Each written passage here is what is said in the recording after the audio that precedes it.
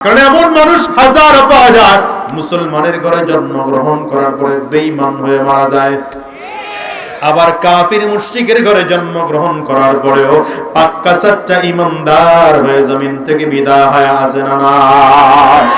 ওরে যুবক জানো, নবীর বাড়ির পাশে থাকা আবু জাহাল কালিমা নসিব হয় নাই, কিন্তু বলেছিলাম আবু যর গিফারি রাদিয়াল্লাহু আনহু কি নাম থেকে আয়েশা নবীজির হাতে হাত দিয়ে কালিমা পড়ে হিদায়াত প্রাপ্ত হয়ে যায়।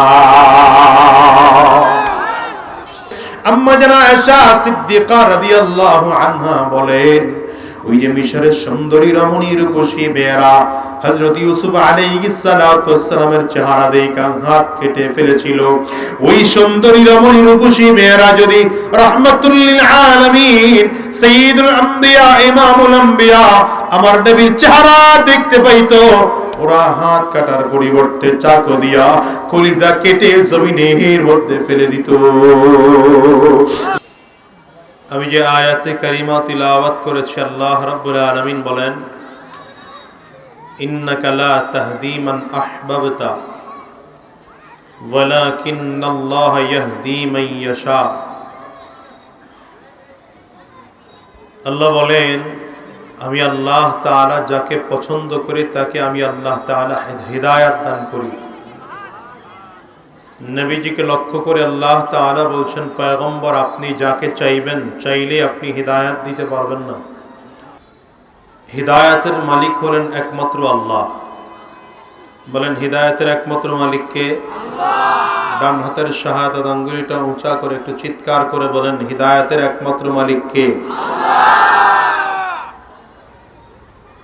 দুনিয়াতে যতগুলো নিয়ামত আছে, সব নিয়ামতের মধ্যে সব থেকে উত্তম এবং শ্রেষ্ঠ নিয়ামত হলো হিদায়াতের নিয়ামত, ঠিক না? সব থেকে উত্তম নিয়ামত হলো হিদায়াতের নিয়ামত। আল্লাহ তাআলা বান্দাকে কত নিয়ামত দিয়েছেন দুনিয়াতে। আল্লাহ নিজেই বলেন, ওয়া ইন তাউদ্দু নি'মাতাল্লাহি লা তুহসুহা। তোমরা যদি আমি আল্লাহ পাকের নিয়ামত গণনা করতে আরম্ভ করো, নিয়ামত গণনা করে শেষ করতে পারবে না। দুনিয়াতে আমরা দুই চোখে যা তাকিয়ে দেখি সব আল্লাহ পাকের দেওয়া বান্দার জন্য নিয়ামত। এই নিয়ামত গুলো কার দেওয়া বলেন? আসমান, এটা বান্দার জন্য আল্লাহর দেওয়া নিয়ামত। সূর্যের আলো, চাঁদের কিরণ, বান্দার জন্য আল্লাহর দেওয়া নিয়ামত। এই জমিন বান্দার জন্য আল্লাহর দেওয়া নিয়ামত। গ্রহ নক্ষত্র চন্দ্র সূর্য নদী নালা গাছপালা যা কিছু দেখি সব কার দেওয়া নিয়ামত? জোরে বলেন। এগুলো সব আল্লাহ তাআলা বান্দার জন্য দিয়েছেন। এই জন্য রব্বে কারীম বলেন, ওয়া ইন তাউদ্দু নি'মাতাল্লাহি লা তুহসুহা। আমি আল্লাহর নিয়ামত যদি তোমরা একটা একটা করে গণনা করতে শুরু করো, আমি আল্লাহ পাকের নিয়ামত গণনা করে শেষ করতে পারবে না। আপনি তাকিয়ে দেখেন, টোটাল পৃথিবীতে আল্লাহ তাআলা সব মানুষের জন্য বানাইছেন, কিন্তু যত নিয়ামত আছে এই নিয়ামত গুলোর মধ্য থেকে সব থেকে শ্রেষ্ঠ নিয়ামত হলো হিদায়াতের নিয়ামত, ঈমানের নিয়ামত। এই জন্য বলি, আপনি দুনিয়ার সব পেয়েছেন কিন্তু হিদায়াত পান নাই, ঈমান পান নাই, আপনি কিছুই পান নাই।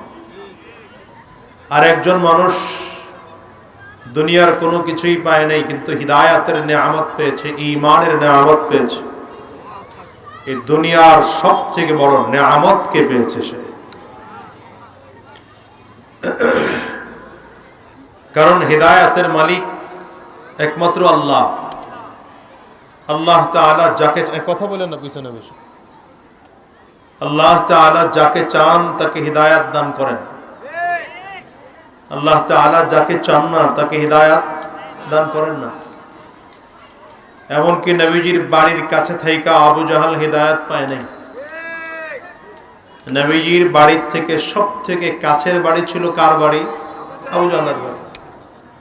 আবু জাহাল বের হইলেই নবীকে দেখতো, নবীজি বের হলে আবু জাহালকে দেখতেন। এত কাছে থাকার পরও কালিমা গ্রহণ করে মুসলমান হওয়ার সৌভাগ্য আবু জাহালের হয়নি। অথচ আবু জাহালের বাড়ির তুলনায় আবু বকর সিদ্দিক রাদিয়াল্লাহু আনহুর বাড়িটা একটু দূরে। আবু বকর সিদ্দিক কালিমা পড়ে মুসলমান হয়ে গেলেন। হযরত ওমর রাদিয়াল্লাহু আনহুর বাড়ি আরেকটু দূরে। হযরত ওমর রাদিয়াল্লাহু আনহু কালিমা গ্রহণ করে জান্নাতের মেহমান হয়ে জমিন থেকে বিদায় হলেন। সেই কিনান থেকে বনু গিফার গোত্রের আবু যর গিফারি রাদিয়াল্লাহু আনহু নবীজির কাছে এসে হাতে হাত দিয়ে কালিমা পড়ে মুসলমান হয়ে গেলেন। অথচ দেখেন আবু লাহাব নবীজির চাচা, আপন চাচা। আবু লাহাব নবীজির জন্মের আগমনে খুশি হয়ে নিজের দাসীকে আজাদ করে দিছে। কিন্তু এই আবু লাহাব হিদায়াত প্রাপ্ত হতে পারে নাই, ঈমানদার হতে পারে নাই। বিশেষ করে আবু তালেবের কথা কোরআনে আসছে। আবু তালেবের কাছে নবীজি একবার দুইবার না 1200 বার দাওয়াত নিয়ে গিয়েছেন। আপনি চিন্তা করতে পারেন, সব থেকে হিকমত ওয়ালা নবী, সব থেকে শ্রেষ্ঠ দাঈ ওয়ালা নবী, যাকে আল্লাহ তাআলা নবী হিসেবে জমিনে শ্রেষ্ঠ সৃষ্টি করেছেন, সাইয়্যিদুল আম্বিয়া, ইমামুল আম্বিয়া, সেই নবী আবু তালেবের কাছে ঈমানের দাওয়াত নিয়ে, কালিমার দাওয়াত নিয়ে 1200 বার গিয়েছেন। তা আবু তালেব কালিমা গ্রহণ করেনি।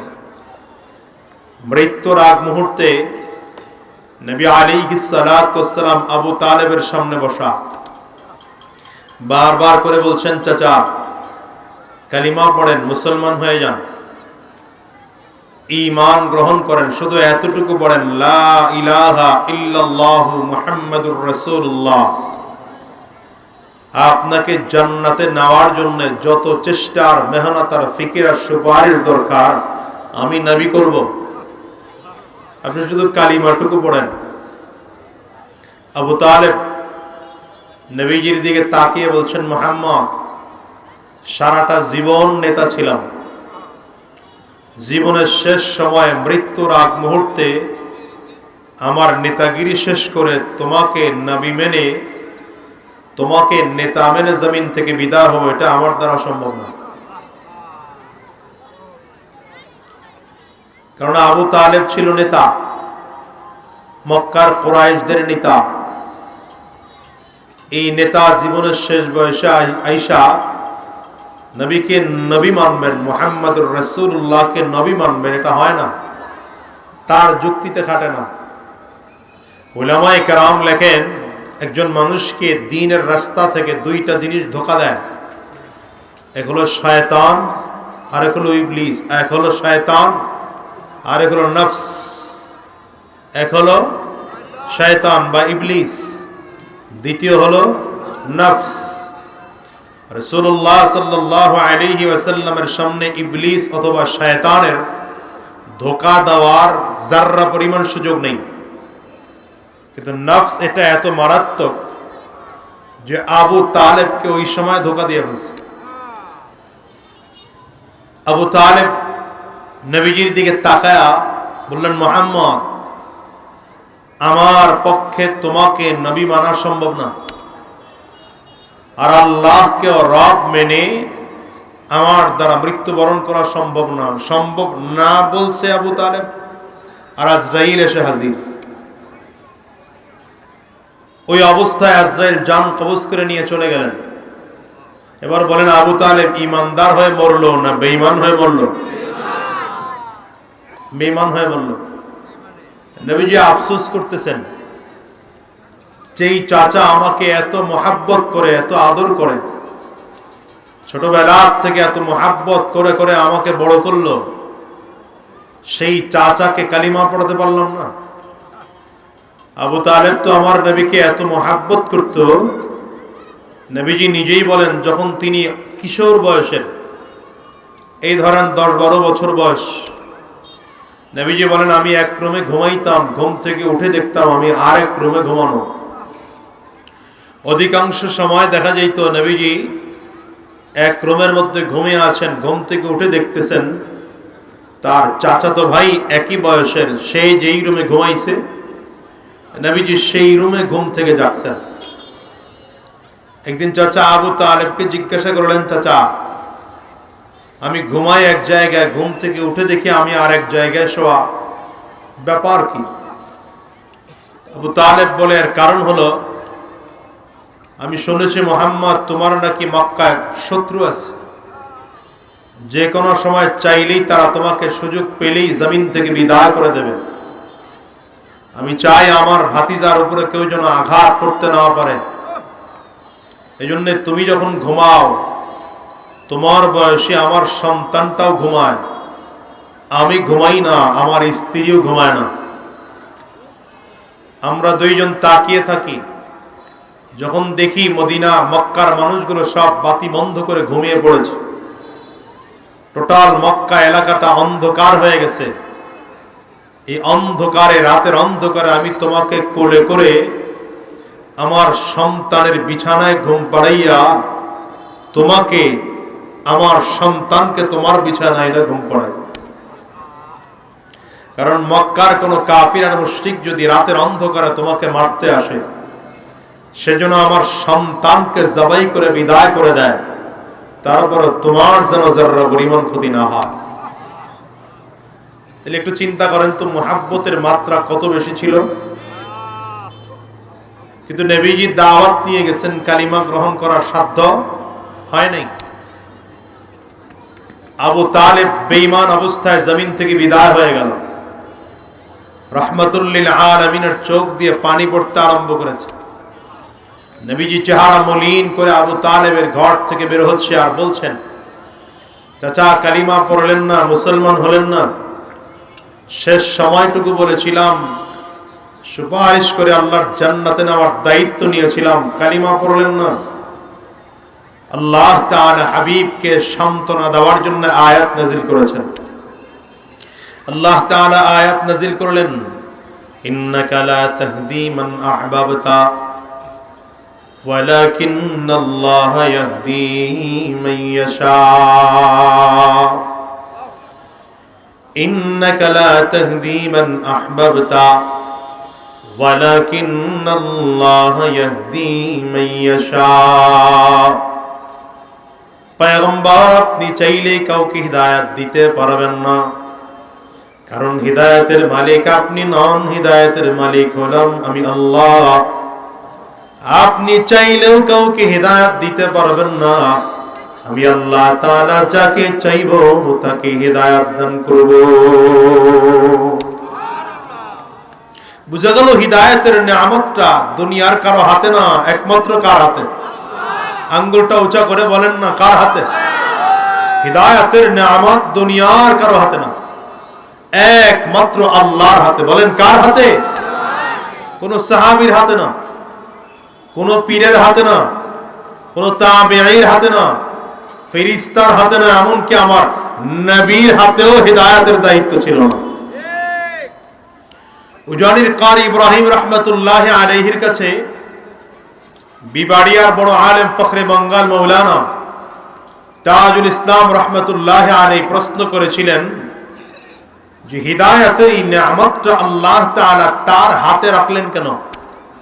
এই কথা শুনেন, হিদায়াতের নিয়ামতটা আল্লাহ তাআলা তার হাতে রাখলেন কেন? কারি ইব্রাহিম রাহমাতুল্লাহ আলাইহি জবাব দেন, হিদায়াতের নিয়ামত হলো গোটা পৃথিবীর মধ্যে সবথেকে দামি নিয়ামত। আল্লাহ তাআলা এই নিয়ামতটা নিজের হাতে রেখে দিয়া বান্দারে বুঝাইতে চাইলেন, গোলাম দুনিয়ার সব নিয়ামত তো আমি আল্লাহ চাইলেও দেই, না চাইলেও দেই, কিন্তু হিদায়াত নামের এই নিয়ামতটা, এই দৌলতটা সরাসরি আমি আল্লাহর কাছ থেকে চাইয়া যেন নাও, এজন্য আমি আমার কাছে হিদায়াতের দায়িত্ব রাখছি। এজন্য আল্লাহ তাআলা বেশি বেশি হিদায়াত চাইতে বলেছেন। সাহাবায়ে কেরাম একজন আরেকজনের কাছে হিদায়াত চাইতেন, দোয়া চাইতেন। দোয়াটা চাওয়াই ছিল হিদায়াতের দোয়া। এজন্য আল্লাহ নামাজ শিখিয়েছেন, যত রাকাত নামাজ পড়ি যতবার সূরা ফাতিহা পড়ি ততবার আল্লাহ তাআলা হিদায়াত চাইতে বলেছেন বান্দাকে। সূরা ফাতিহার মধ্যে আছে না হিদায়াত চাওয়ার ব্যাপারে, ইহদিনাস সিরাতাল মুস্তাকিম, ইহদিনাস সিরাতাল মুস্তাকিম সিরাতাল্লাযীনা আন'আমতা আলাইহিম গায়রিল মাগদুবি আলাইহিম ওয়ালাদ-দাল্লিন।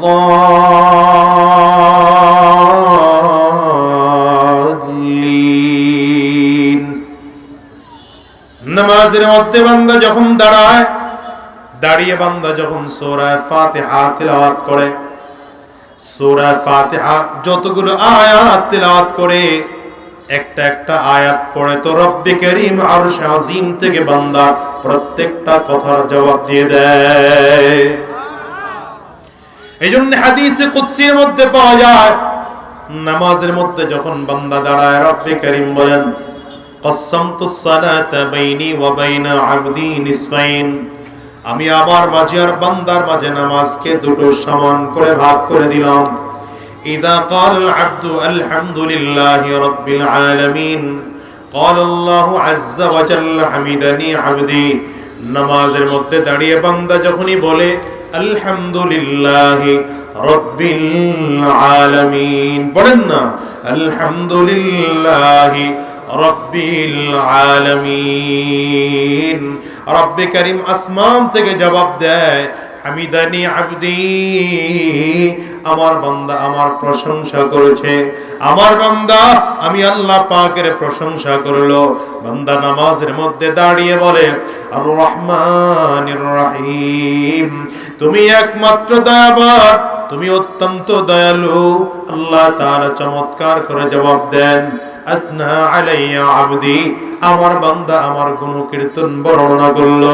নামাজের মধ্যে দাঁড়িয়ে বান্দা বলে মালিকি ইয়াউমিদ্দিন, আয় আল্লাহ তুমি কিয়ামত দিবসের বাদশা, কিয়ামত দিবসের বাদশা আর কেউ নয়, একমাত্র তুমি।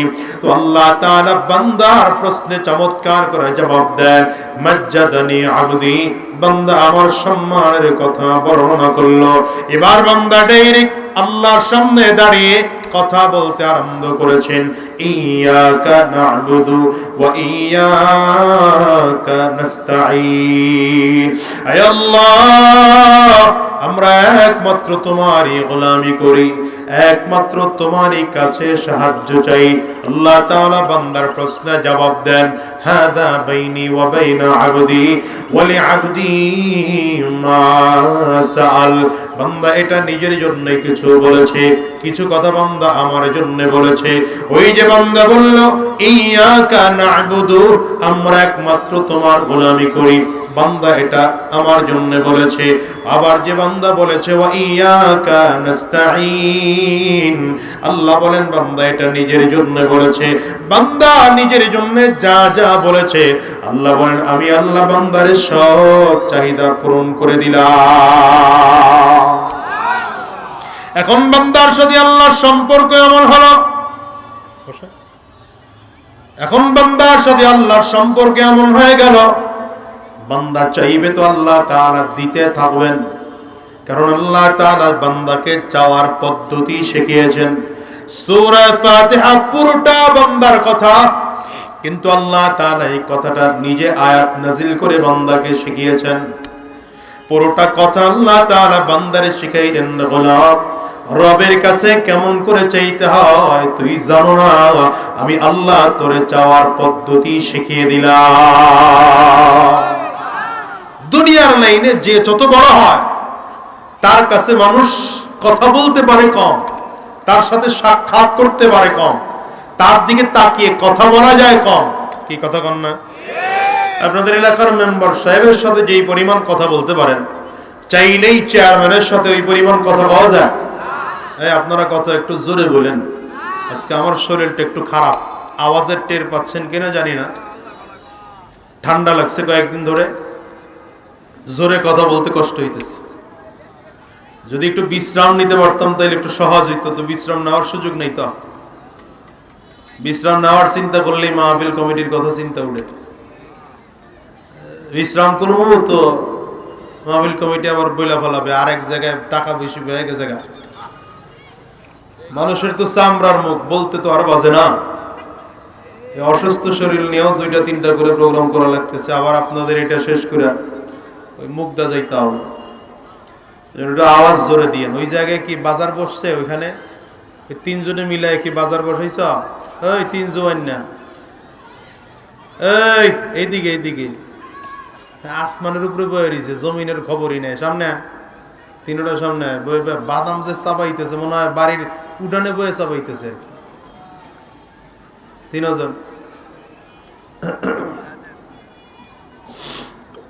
তো এই জন্য আপনার একটু আওয়াজ জোরে দিলে, আমি কথা আস্তে বললেও হয়ে যাবে ইনশাআল্লাহ। পারবেন তো? এগুলো এই জন্য বান্দা আল্লাহর কাছে হিদায়াত চাবে। নামাজের মধ্যে পুরোটা আল্লাহ তাআলা বান্দাকে চাওয়ার পাওয়ার পদ্ধতি শিখিয়েছেন। দুনিয়ার লাইনে যে যত বড় হয় তার কাছে সে যাইতে পারে কম। ওই যে বলছিলাম মেম্বারের কাছে চাইলেই সবাই যাইতে পারে, আবার মেম্বারের কাছে যারা যারা যাইতে পারে কিন্তু চেয়ারম্যানের কাছে হা করে তাকাই রয়েছে, কথা বলে। সবাই পারে না। চেয়ারম্যানের সাথেও যারা টুকটাক সাক্ষাৎ করতে পারে, এমপির সাথে চাইলেই সাক্ষাৎ করা যায়। আবার প্রধানমন্ত্রীর সাথে এমপির সাথে যারা সাক্ষাৎ করতে পেরেছে তারা পারে না, কি ঠিক না ভাই? কিন্তু আল্লাহ তাআলা বলেন, গোলাম আমি তো সব থেকে বড় রব, সব থেকে বড় ক্ষমতাওয়ালা। এই পৃথিবীর কত লক্ষ প্রধানমন্ত্রী একত্রিত করলে আল্লাহর ক্ষমতার পাওয়া যাবে? হ্যাঁ, আল্লাহ নিজে বলেন, কুলিল্লাহুম্মা মালিকাল মুলক তুতিল মুলকা মান তাশা ওয়া তানজিউল মুলকা মিম্মান তাশা ওয়া তুইজ্জু মান তাশা ওয়া তুযিল্লু মান তাশা বিয়াদিকাল খায়র ইন্নাকা আলা কুল্লি শাইইন কাদির।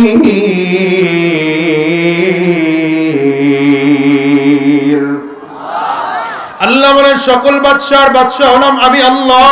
বলেন কে? আঙ্গুলটা উঁচা করে বলেন কে?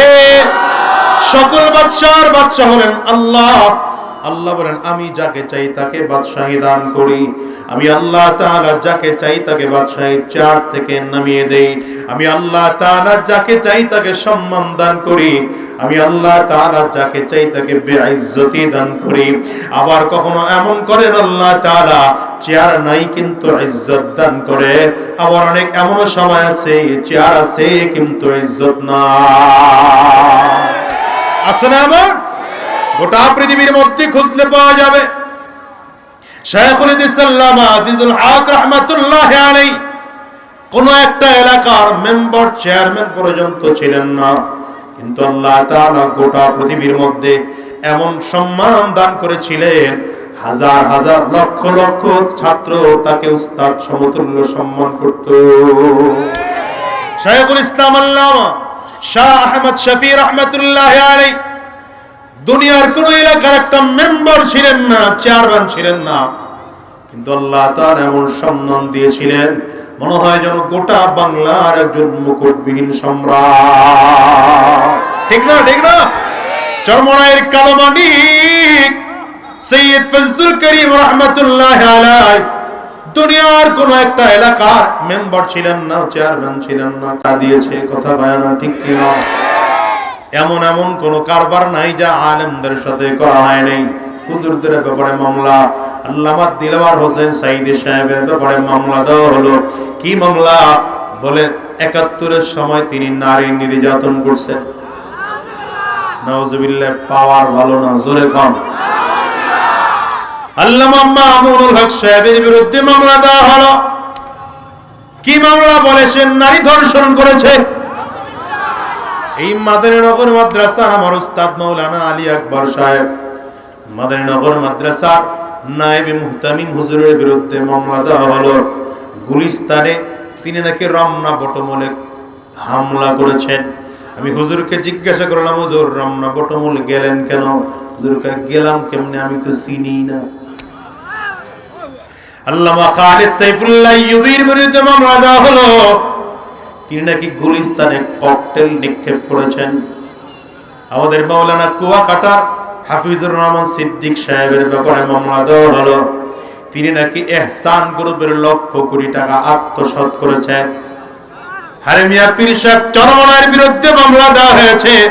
বর্তমান আজকের মাহফিলের প্রধান অতিথি আমিরুল মুজাহিদিনের ব্যাপারে মামলা দেওয়া হয়েছে। তিনি নাকি 5,000 টাকা 10,000 টাকা পকেট মারছে।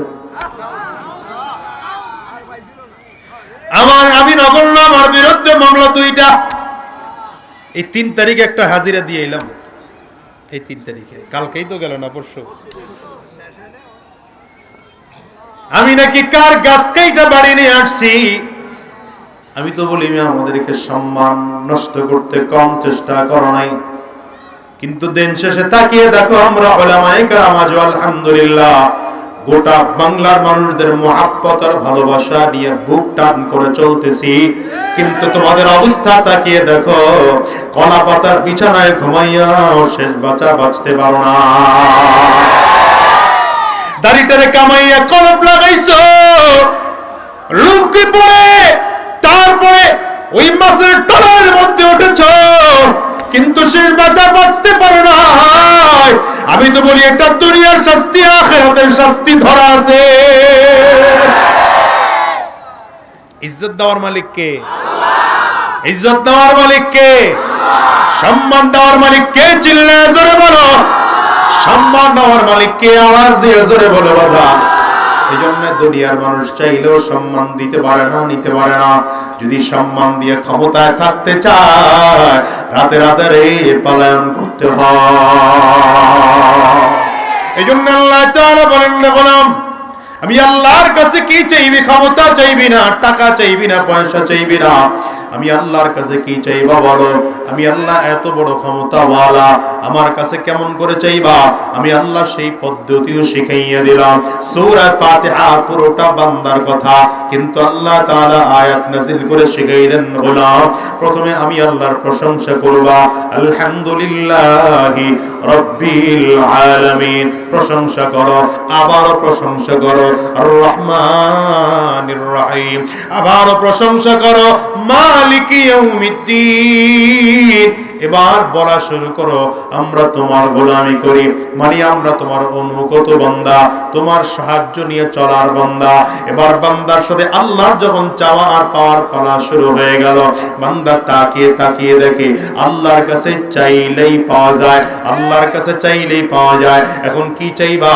আল্লাহর কাছে গাড়ি চাইবা না, বাড়ি চাইবা না, টাকা চাইবা না, সম্মান চাইবা না, ইজ্জত চাইবা না, ক্ষমতা চাইবা না। কি চাইবা গোলাম?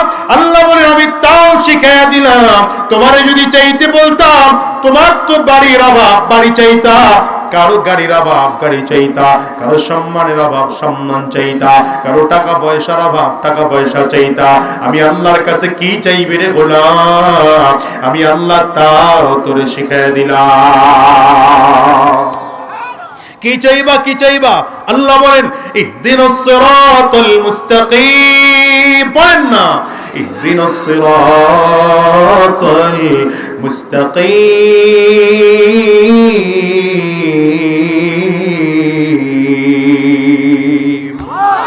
আমি আল্লাহর কাছে চাইবা, তো কি চাইবা বলো? হিদায়াত চাও, দুনিয়ার আর কোনো কিছুই চাওয়ার দরকার নাই। কারণ হিদায়াতের নিয়ামত হলো গোটা পৃথিবীর মধ্যে সব থেকে বড় নিয়ামত।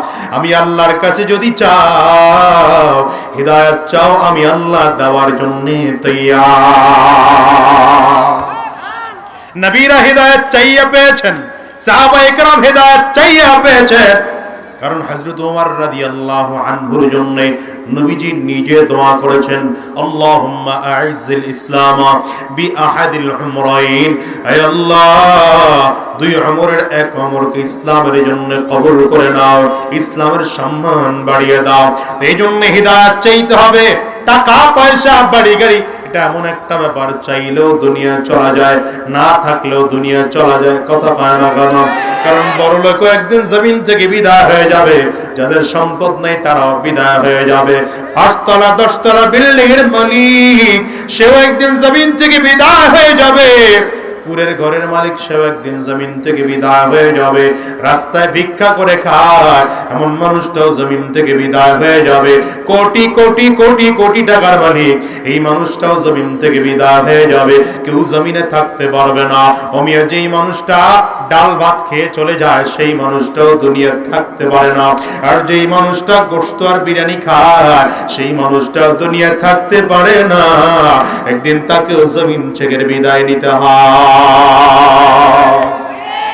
আল্লাহ বলেন গোলাম এই জন্য আমি আল্লাহর কাছে চাইবা, দুনিয়ার বাড়ি নয়, দুনিয়ার গাড়ি নয়, দুনিয়ার টাকা নয়, পয়সা নয়, ক্ষমতা নয়, ইজ্জত নয়, চাওয়ার দরকার যদি হয় তাইলে কি চাইবা? হিদায়াত চাইবা। এজন্য আমি আল্লাহ তাআলা প্রতিদিন 5 ওয়াক্ত নামাজের মধ্যে যতবার ফরজ নামাজ আছে ততবার আমি আল্লাহ তোমাকে চাইতে বললাম। 17 রাকাতের মধ্যে 17 বার আমি আল্লাহর কাছে হিদায়াত চাইবা। 17 রাকাত ফরজ পড়ার পরে সুন্নত পড়বা, আবার হিদায়াত চাইবা, নফল পড়বা, আবার হিদায়াত চাইবা, সালাতুল কুসুফ পড়বা, আমি আল্লাহর কাছে হিদায়াত চাইবা, সালাতুল হাজাত পড়বা, আমি আল্লাহর কাছে হিদায়াত চাইবা, তাহিয়াতুল ওযু পড়বা, আমি আল্লাহর কাছে হিদায়াত চাইবা, দুখুলুল মসজিদ পড়বা, হিদায়াত চাইবা, আমি আল্লাহর তাহাজ্জুদের নামাজের মধ্যে দাঁড়াইয়া আমি আল্লাহর কাছে হিদায়াত চাইবা রে গোলাম। কারণ এমন মানুষ হাজার পাওয়া যায় মুসলমানের ঘরে জন্মগ্রহণ করার পরে বেঈমান হয়ে মারা যায়, আবার কাফির মুশরিকের ঘরে জন্মগ্রহণ করার পরেও পাক্কা সচ্চা ইমানদার হয়ে জমিন থেকে বিদায় হয় আসে না। আল্লাহ বলেন গোলাম এজন্য চাইবা তো কি চাইবা বলো, আমি আল্লাহর কাছে হিদায়াত চাইবা, হিদায়াত চাইবা। পড়েন ইহদিনাস সিরাতাল মুস্তাকিম সিরাতাল্লাযীনা আন'আমতা আলাইহিম গায়রিল মাগদুবি আলাইহিম ওয়ালাদ-দাল্লিন। আল্লাহ তাআলা এই আয়াতের তিলাওয়াত শুনে বান্দার দিকে লক্ষ্য করে জবাব দেন, হাযা লিআবদি ওয়া লিআবদি মা সাআল। এটা বান্দা তার নিজের জন্য চাইলো, বান্দা নিজের জন্য যা যা চাইলো আমি আল্লাহ সব বান্দারে দিয়ে দিলাম। তাইলে হিদায়াত চাইয়া যদি কবুল হয়ে যায় আল্লাহর কাছ থেকে হিদায়াত পাওয়া যায়। কতক্ষণ না এই সব থেকে বড় নিয়ামত নামাজের মধ্যে আল্লাহ চাইতে বলেছেন, চাইতে বলেছেন। কারণ হুজুরের সন্তান হলে হুজুর হওয়া যায় না, কথা কয় না। আলেমের সন্তান হলে আলেম হওয়া যায় না, পীরের মুরিদ হলেই কিন্তু হিদায়াত প্রাপ্ত হওয়া যায় না, কথা কয় না কেন? এই জন্যই তো শেখ রহমতুল্লাহ আলাইহি বলেছেন, বর্তমান পীর সাহেব মাঝে মাঝে বলে যদি মনে করেন আপনার পীর আপনাকে জান্নাতে নিবে, এ ধারণা আপনার ভুল। পীর আপনাকে রাস্তা দেখায় দিবে, আপনি রাস্তায় চলবেন। জান্নাতে যাওয়ার দায়িত্ব আপনার, জান্নাত জাহান্নামে যাওয়ার দায়িত্ব আপনার। আমল যদি শুদ্ধ করতে পারেন তাইলে জান্নাতে যাওয়া যাবে, আমল যদি শুদ্ধ না হয় তাইলে জান্নাত নসিবে জুটবে না। এজন্য বলে যাই রে বাজার হিদায়াত বারবার বারবার করে আল্লাহর কাছে হিদায়াত চাও। আল্লাহ আমাকে হিদায়াত দান করো, আল্লাহ আমাকে সঠিক রাস্তা দেখাও, আল্লাহ আমাকে জান্নাতের রাস্তা দেখাও, কোরআনের রাস্তা দেখাও, দ্বীনের রাস্তা দেখাও, শয়তানের রাস্তা থেকে ফিরিয়ে রাখো। আল্লাহ কেমন রাস্তা তুমি আমারে দেখাইবা? যেই রাস্তায় তোমার নবীগণ চলেছে, যেই রাস্তায় সাহাবায়ে কেরাম চলেছে, যেই রাস্তায় তাবিঈন চলেছে, যেই রাস্তায় তাবে তাবিঈন চলেছে। ওরে যুবক জানো, নবীর বাড়ির পাশে থাকা আবু জাহাল কালিমা নসিব হয় নাই, কিন্তু বলেছিলাম আবু যর গিফারি রাদিয়াল্লাহু আনহু কি নাম থেকে আয়েশা নবীজির হাতে হাত দিয়ে কালিমা পড়ে হিদায়াত প্রাপ্ত হয়ে যায়। এটা বড় দামি জিনিস, আল্লাহ সবাইরে দেয় না। মক্কা থেকে কেনান অনেক দূরে, হাজার লক্ষ মাইল দূরে, হাজার মাইল দূরে কেনান থেকে নবীজির সন্ধান পাইয়া আবু যর গিফারি রাদিয়াল্লাহু আনহু মক্কার দিকে আসতেছে। এদিকে মক্কায় তখন ইসলামের একদম শুরুর যুগ চলতেছে। কারণ আবু যর গিফারি রাদিয়াল্লাহু আনহু নবীজির হাতে হাত দিয়ে কালিমা পড়া ৫ম নম্বর মুসলমান। তার মানে আবু যর গিফারির আগে মাত্র 4 জন মুসলমান হয়েছে। ইসলামের পরিস্থিতি এমন ছিল, মক্কার মানুষগুলো কাফির মুশরিকরা সংসদে আইন পাস করেছে মুহাম্মদ কোথাও প্রকাশ্যে দাওয়াত দিতে পারবে না, তাইলে রাসূলুল্লাহকে শাস্তি ভোগ করতে হবে। এমনকি মক্কার মানুষগুলো কোথায় আমার নবী আছে যাইতে পারবে না তার কাছে। বাইরের কোন লোক যদি আসে তাইলে তারা আমার নবী কোথায় আছে সন্ধানটুকু দিতে পারবে না। মক্কার দারুন নাদওয়ার মধ্যে আইন পাস হয়ে গেল, কোথায় মুহাম্মদ আছে বলা যাবে না। বাইরের কোন লোক যদি মক্কার মধ্যে আসে এদের সাথে তেমন কথাবার্তা বলবা না। এমন করে আবু যর গিফারি রাদিয়াল্লাহু আনহু মক্কায় আসছেন। মক্কায় এসে লোকজনদের সাথে যার সাথে কথা বলতে যায় সেই চেহারা ফিরিয়ে নেয়। আবার সবার সাথে আবু যর গিফারি কথা বলতে পারে না, সাহস পায় না কথা বলার, কারণ কার কাছে নবীজির কথা জিজ্ঞাসা করবে, কে আবার কোন বিপদের মধ্যে ফেলে দিবে। আবু যর গিফারি রাদিয়াল্লাহু আনহু নবীজির অপেক্ষায় আছেন কাবার সামনে বসা। কাবার সামনে সারাটা দিন পার হয়ে গেল। আবু যর গিফারি রাদিয়াল্লাহু আনহু বাড়ি থেকে রওনা করে আসার সময় ছোট্ট একটা পাত্রে করে পানি নিয়ে এসেছিলেন, অল্প একটু খাবার নিয়ে এসেছিলেন। আসার রাস্তার মধ্যে খাবারও শেষ হয়ে গেল, পানিও শেষ হয়ে গেল। আবু যর গিফারি রাদিয়াল্লাহু আনহু মক্কার সামনে এসে বসে আছেন। সন্ধ্যার আগ মুহূর্তে হযরত আলী রাদিয়াল্লাহু আনহু সামনে দিয়ে হেঁটে যায়, ডেকে বলে, ভাই দেখলে মনে হয় আপনি মক্কার মানুষ নয়, অনেক দূর থেকে সফর করে এসেছেন, খাওয়া দাওয়া কোনো কিছু করেছেন নাকি না, পেটের মধ্যে কোনো ক্ষুধা আছে? আবু যর গিফারি রাদিয়াল্লাহু আনহু চেহারা নাড়িয়ে বললেন, পেটের মধ্যে অনেক ক্ষুধা। হযরত আলী রাদিয়াল্লাহু আনহু বলেন, তাইলে চলেন আমার বাড়িতে আপনারে নিয়ে যাই। মেহমানদারি করানোর জন্য বাড়ি নিয়ে গেলেন, মেহমানদারি করাইলেন। কিছু জিজ্ঞাসা করার সাহস পাইলেন না, কারণ পাইলেই যদি জিজ্ঞাসা করা হয় তাইলে মক্কার কাফিররা হামলা করবে। এই কারণে জিজ্ঞাসা করলেন না, বাসায় খাওয়া দাওয়া করা আবার পাঠিয়ে দিলেন। দ্বিতীয় দিনও আবার আলী রাদিয়াল্লাহু আনহু মক্কার সামনে দিয়ে যায়। আজকেও তাকিয়ে তাকিয়ে দেখে আবু যর গিফারি আজকেও কাবার সামনে ওয়ালের মধ্যে ক্লান্ত শরীরটা নিয়ে বসা আছেন। ডেকে বলে, ভাই খাওয়া দাওয়া কিছু করেছেন নি? আবু যর গিফারি বলেন, ভাই গতকাল আপনি খানা খাওয়াইছেন আর এখন পর্যন্ত একটা টুকরা খানা মুখের মধ্যে দেই নাই, এক লোকমা খানা মুখের মধ্যে দেই নাই। হযরত আলী রাদিয়াল্লাহু আনহু বলেন, তাইলে আমার বাড়িতে চলেন। বাড়িতে নিয়ে গেলেন, চমৎকার করে মেহমানদারি করাইলেন। আর ডেকে বললেন, ভাই কেন আপনি মক্কার জমিনে এসেছেন? আবু যর গিফারি রাদিয়াল্লাহু আনহু বলে না, বারবার করে জিজ্ঞাসা করেন। আবু যর গিফারি জবাব দেন না। হঠাৎ করে ডেকে বললেন, ভাই আপনাকে যদি আমানত রাখেন আমার কথা, তাইলে আপনারে বলতে পারি কেন মক্কার জমিনে এসেছি। হযরত আলী বলেন, অবশ্যই আমাকে আমানতদার মনে করতে পারেন। কেন আপনি এসেছেন বলেন, কারো কাছে বলবো না।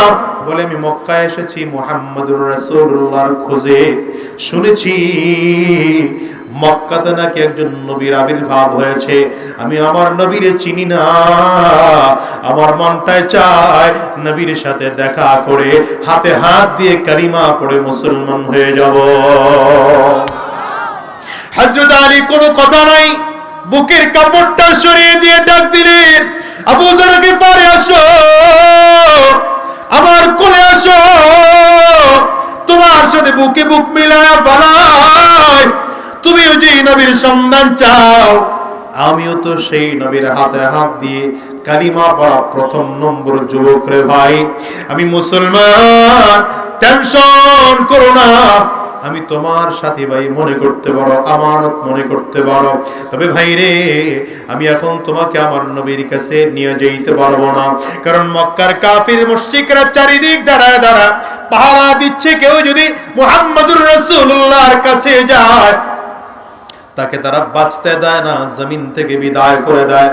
হয়তো এমন হবে তোমারে আমি যদি নিয়ে নবীর কাছে যাই তাইলে তোমাকেও মেরে ফেলবে, আমাকেও দুনিয়ায় বাঁচতে দিবে না। তার চেয়ে এক কাজ করি, শোনো, তুমি আমার পেছনে পেছনে চলবা, আমাকে অনুকরণ করে করে চলবা। তবে তুমি যে আমার সাথে চলতেছো এটা যেন কেউ টের না পায়। আমি আমার হাতের মধ্যে একটা পাথর নিয়ে যাব, আমার নবী যে গলির মধ্যে আছে ওই গলিকে লক্ষ্য করে পাথরটা ফেলে দিব। তুমি মনে করবা আমার নবী ওই গলিতেই আছে, আমি সেই গলির মধ্যে ঢুকবো না, তুমি সেই গলির মধ্যে ঢুকে যাইবা, তাইলে আমার নবীর সন্ধান পাইবা। হযরত আলী রাদিয়াল্লাহু আনহু পাথর হাতের মধ্যে লইয়া নবীজির সেই গলির দিকে আগায়। রাহমাতুল লিল আলামিন সাফা পাহাড়ের পাদদেশে যায়েদ ইবনে আরকাম রাদিয়াল্লাহু আনহুর বাড়িতে দারুল আরকামের মধ্যে আমার নবী অপেক্ষা করতেছেন, বসবাস করতেছে। রাহমাতুল লিল আলামিনের দিকে লক্ষ্য করে হযরত আলী রাদিয়াল্লাহু আনহু পাথরটা গলির মধ্যে ফেললেন। হযরত আবু যর গফারি রাদিয়াল্লাহু আনহু ওই গলি দিয়া ভেতরে ঢুকতেছেন আস্তে আস্তে করে।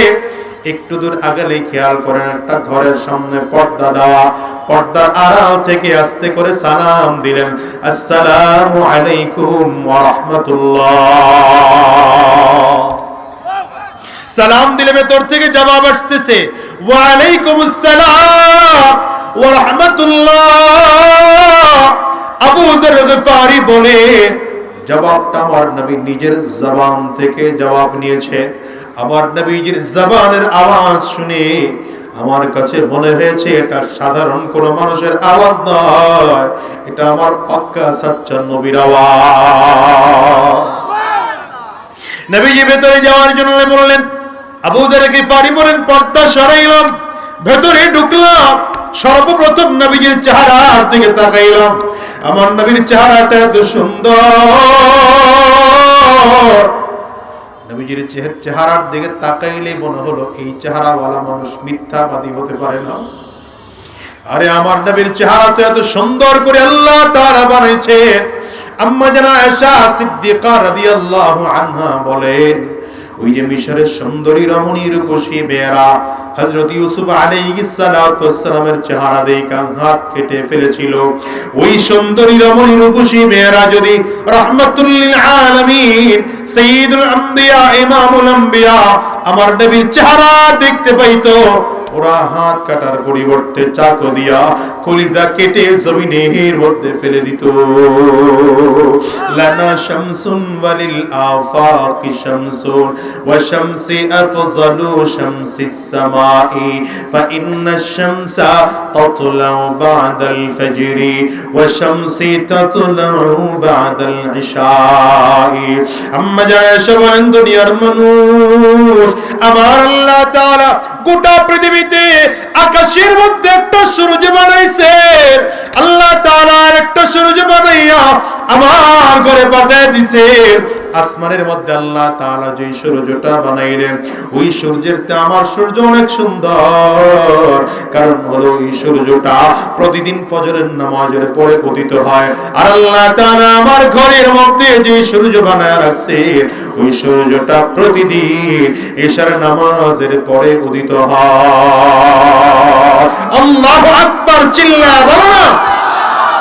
এই রাহমাতুল লিল আলামিনের চেহারার দিকে তাকাইয়া আবু যর গফারি বলেন, চেহারার দিকে তাকাইয়া আমার মনে হলো এই চেহারাওয়ালা মানুষ মিথ্যাবাদী হতে পারে না, এই চেহারাওয়ালা মানুষ সত্যবাদী, ইনি সত্যিকার আল্লাহর পয়গম্বর। মনে রাখবেন, চেহারা দেখে মানুষকে নির্ণয় করা যায়, ধারণা করা যায়। কারণ চোরের চেহারা দেখলে চোর চোর মনে হয়, ডাকাতের চেহারা দেখলে ডাকাত ডাকাত মনে হয়, অসুস্থ মানুষের চেহারা দেখলে মনে হয় অসুস্থ, ভালো মানুষের চেহারা দেখলে ভালো মনে হয়, নেককার মানুষের চেহারা দেখলে নেককার মনে হয়। কথা বলেন না ও মুসলমানের জন্য বলি, রাহমাতুল লিল আলামিনের চেহারা আল্লাহ তাআলা এমন সুন্দর করে বানাইছেন, যার চেহারার দিকে তাকাইলে কাফির মুশরিকরাও তাকিয়ে দেখতো এত সুন্দর চেহারা। এই সুন্দর চেহারাওয়ালা মানুষ কোনদিন অসত্য কথা বলতে পারেন না, এই চেহারাওয়ালা মানুষ সত্য কথা বলেন। আবু যর গফারি রাদিয়াল্লাহু আনহু বলেন, দুনিয়ার মানুষ আমি আমার নবীর চেহারার দিকে তাকাইলাম, তাকাইয়া মনে হয় আমার নবী সত্যবাদী। আমার ভাইরা মুসলমান বন্ধুগণ, রাহমাতুল লিল আলামিনের দিকে আবু যর গিফারি রাদিয়াল্লাহু আনহু সামনের দিকে আগায়, আয়েশা কোনো কথা না বলে সালাম কালাম হয়ে গেল। আবু যর গিফারি হাতটা আমার নবীর দিকে বাড়ায় দিলেন, হাত বাড়িয়ে দিয়ে বললেন, পয়গম্বর আমার হাতটা আপনার হাতের উপরে রাখেন, হাতটা রেখে আমার কালিমা পড়ে দেন, মুসলমান হয়ে যাব। লা ইলাহা ইল্লাল্লাহ মুহাম্মাদুর রাসূলুল্লাহ,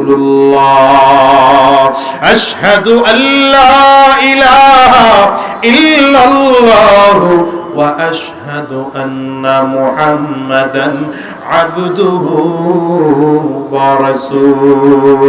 বলেন তো হিদায়াত দেওয়ার মালিক কে? আওয়াজ করে চিল্লায় বলেন, আঙ্গুলটা উঁচা করে বলেন, হিদায়াত দেওয়ার মালিক কে? আরো জোরে বলেন, হিদায়াত দেওয়ার মালিক কে? এইজন্য বারবার আল্লাহর কাছে হিদায়াত চাইবো, দুনিয়ার কারো কাছে হিদায়াত চাইবো না। হিদায়াত চাইবো কার কাছে? আওয়াজ করে চিল্লা বলো, বেশি বেশি হিদায়াত চাইবো, বেশি বেশি হিদায়াত চাইবো। বিশেষ করে রাতের বেলা তাহাজ্জুদ নামাজের মধ্যে দাঁড়াইয়া মাঝে মাঝে হাত উঁচু করে আল্লাহর কাছে বলবো, মালিক আমি তো গুনাহগার, আমার চেয়ে গুনাহগার তোমার এই আসমানের নিচে জমিনের উপরে তো বুঝি কেউ নাই। আমি আমার দিকে তাকিয়ে দেখি আমারে হাত দিয়ে জীবনে কত গুনাহ করেছি, আমারে পায়ের দিকে তাকিয়ে দেখি আমি পা দিয়ে জীবনে কত গুনাহ করেছি, আমার এই জবানের দিকে তাকিয়ে দেখি জীবনে জবান দিয়ে কত গুনাহ করেছি, আমার এই চোখ দিয়ে জীবনে কত গুনাহ করেছি, আমার এই ব্রেন দিয়ে কত গুনাহ করেছি। আয় আল্লাহ তুমি যদি আমার এই গুনাহের দিকে তাকাও আমি ক্ষমা পাওয়ার যোগ্য না, কিন্তু আল্লাহ তুমি আমার গুনাহের দিকে তাকাইও না, তুমি তোমার রহমতের দিকে তাকাইয়া তুমি আমাকে মাফ করে দাও, তুমি আমাকে ক্ষমা করে দাও। গুনাহগার বলে দূরে ঠেলে দিও না, বেঈমান বলে দূরে ঠেলে দিও না। গো মালিক আমাকে আহারে হারাম খাওয়া দাওয়া করি, আমি হারাম রাস্তায় চলি, হারাম কথা বলি, আমাকে তুমি দূরে ঠেলে দিও না। আল্লাহ আমাকে তোমার খাস বান্দার মধ্যে শামিল করে নাও। এই গোলামি মজলিসটার মধ্যে যত মানুষ আছে, আজকের এই মানুষগুলোর মধ্যে কত ভালো মানুষও পাওয়া যাবে। এই মানুষগুলোর চেহারার দিকে তাকাইয়া তাকাইয়া নিজেরকে অন্তরটাকে ভেঙে দিয়া কলবটাকে ভেঙে চুরে আমার মালিকের কাছে সর্বশেষ সময় ওয়াদা করে যাও, আয় আল্লাহ আর হারাম রাস্তায় কদম বাড়াবো না, শয়তানি রাস্তায় কদম বাড়াবো না, জিনার রাস্তায় চলবো না, সুদের কারবার করব না, ঘুষের কারবার করব না।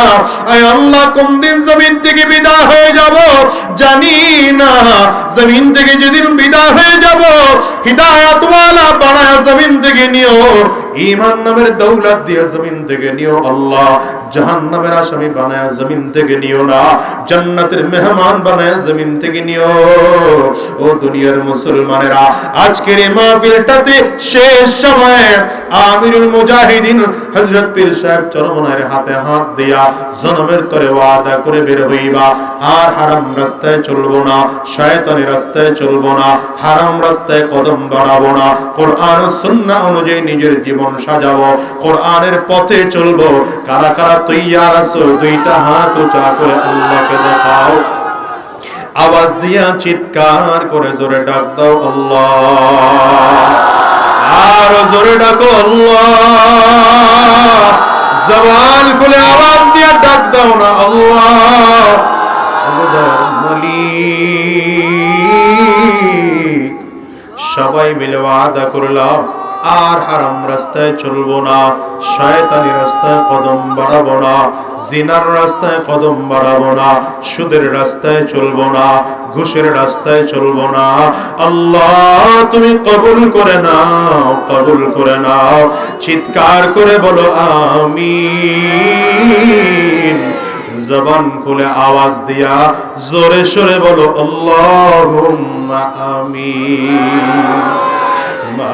মাওলার ইশকে জালে আগুন নেভাইলে যে নিভে না, জলে পড়ে ছাই হইল এই যে পাগলের সিনা জল পড়ে ছাই হইল এই যে পাগলের সিনা। আমার প্রিয় ভাইরা, সময় আর নিতে পারছি না। আমি যে কথা বুঝাতে চেয়েছিলাম, হিদায়াতের মালিক একমাত্র কে? আওয়াজ করে বলে। সুতরাং আল্লাহর কাছে সব সময় হিদায়াত চাইব। রাজি আছি তো ইনশাআল্লাহ?